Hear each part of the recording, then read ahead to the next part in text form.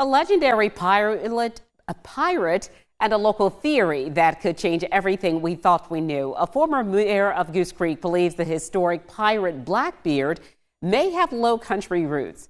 News 2's AC Barker has the story from Goose Creek and the book behind the claim. For centuries, history books have claimed Blackbeard, the most infamous pirate in history, was born in North Carolina. But this book and the records behind it could suggest otherwise. In fact, there's a theory that Blackbeard could actually come from right here in Goose Creek. He grew up to be Blackbeard the pirate, and he was born right here in Goose Creek. A bold claim from a longtime local historian. Former Goose Creek Mayor Mike Heitzler has spent decades researching Low Country history, but says this discovery stopped him in his tracks. Wrong. The name was not Edward Teach. His name was Edward Beard. And he was not from England. He was from Goose Creek, South Carolina. For centuries, history books have said Blackbeard's real name was Edward Teach. Experts agree he ultimately settled in North Carolina, but opinions vary on his place of birth, with some claims ranging from North Carolina to New York to England.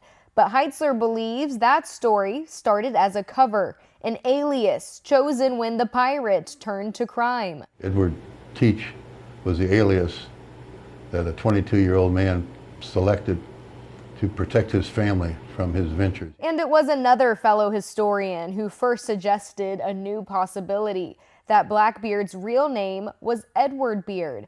Heitzler says that moment changed everything. I said, Alan, I got a whole file on the Beard family, because it wasn't the hair on his face, that was his last name. He dug into decades of local records, from court documents to census returns, and says Beard family names appear all through the Goose Creek area, including a plantation just west of what is now Fox Bank. You go through Fox Bank now and you think about it, remember, they were neighbors with the Beards. His book focuses on Blackbeard's early life, a time most pirate historians skip entirely.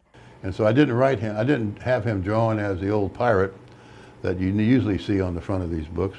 I put him there as a 15-year-old boy. Heitzler knows it's a bold claim, but believes his sources speak for themselves. When they read my book, they go, I had no idea, Mike. My gosh, I had no idea. And they're not challenging it, because I was taught to do history where you have to back up your facts.